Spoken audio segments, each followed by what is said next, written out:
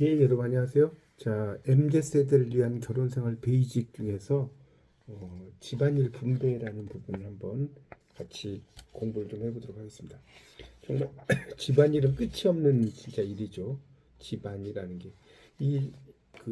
집안일을 할 때, 자란 환경이 다르죠. 이 두 사람이.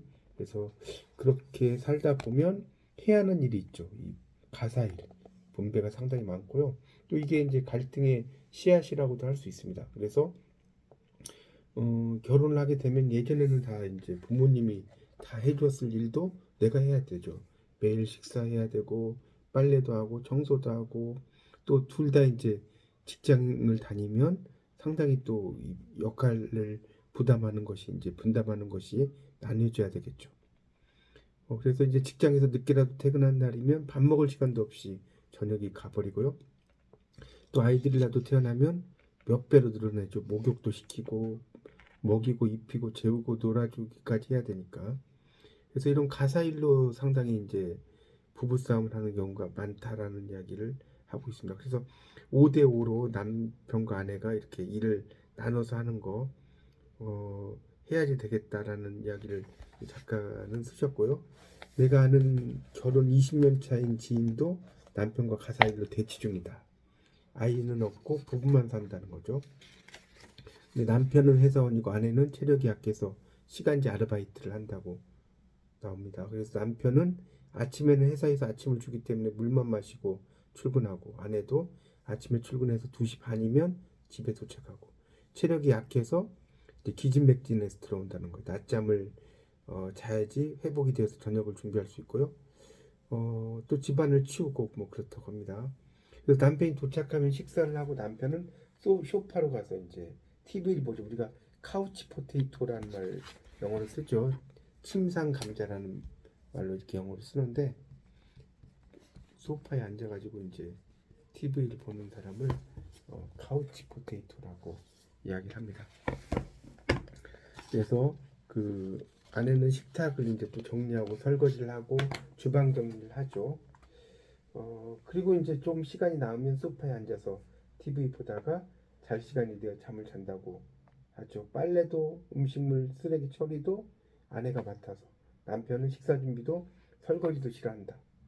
일주일에 한 번 청소기 들려주는 것도 잔소리 끝에 겨우 해준다. 퇴근해서 오면 멋지게 차려진 식사를 기대하고 식사가 끝나면 소파로 가서 TV를 본다.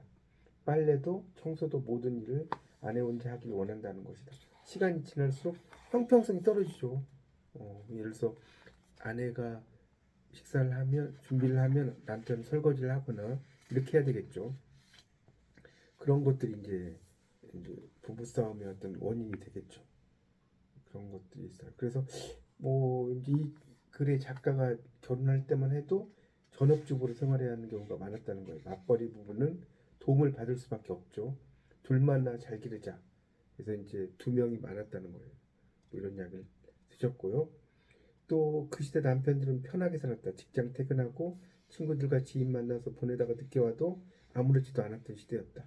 주방일과 육아는 여자가 하는 것으로 보고 듣고 자란 탓이었다. 반면 아내는 모든 집안일과 육아의 짐이 많죠. 직장을 안 다니더라도 아이들 육아가 상당히 힘들죠. 그래서 이제 지금은 어떠냐 이거죠. 지금은 뭐 남자 셰프, 살림하는 남자도 등장하죠. 살림남이라는 프로그램이 있죠. 비밀 병기를 가지고 있고 육아도 남편들의 비중이 많아지고 있습니다. 청소, 식사, 집안일도 나눠서 하죠. 옛날과 많이 달라졌죠. 그런 이야기를 써놓으셨습니다.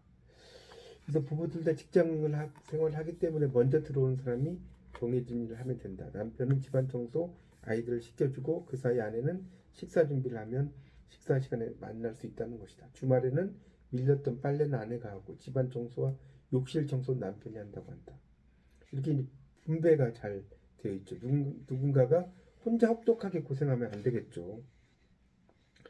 그런 이야기를 했습니다. 나의 경우도 30년 집안일을 하다 보니 이제는 몸이 아파서 주방만 봐도 고개가 가로로 저어진다.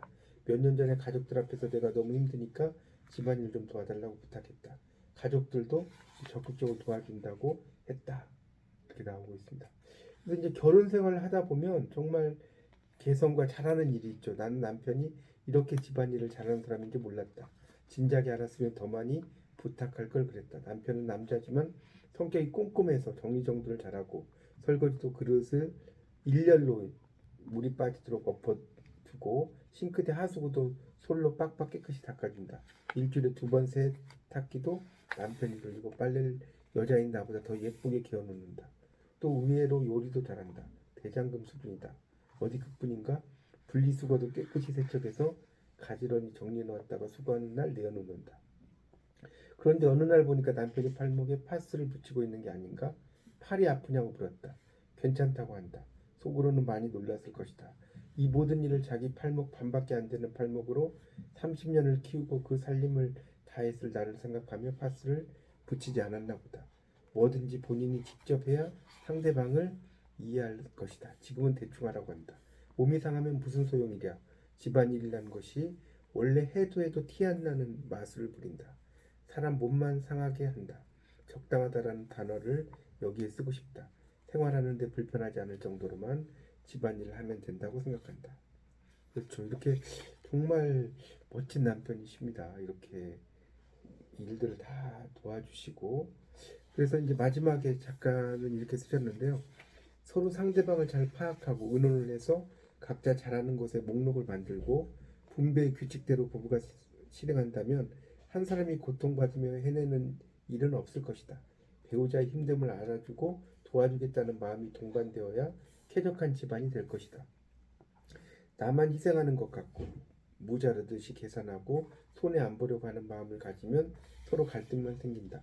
일단 결혼을 하면 나 아닌 타인을 돌본다는 마음이 밑바탕이 되어야 한다. 그것이 바로 사랑이다.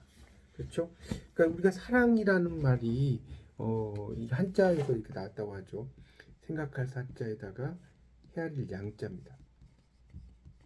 우리가 사랑은 러브를 이야기하고 있는데요. 영어적으로 쓴다면 think and to be considerate. considerate가 이제 사려 깊은 뭐 이런 뜻이 있거든요. 생각하고 사려 깊은 것. 이게 사량이거든요. 여기서 이제 사랑이라는 말이 나왔다고 하죠. 그래서 이렇게 정말 멋진 어떤 그 표본을 이루는 부부의 삶에 있어서 아주 멋진 가족이라고 이 책을 읽으면서 다시 한번 확인을 하고 저도 좀 반성해야 되겠다는 생각이 듭니다. MZ세대를 위한 결혼생활 베이직 여러분 아주 책이 재밌습니다. 꼭 좀 사서 읽어보시기 바랍니다. 감사합니다.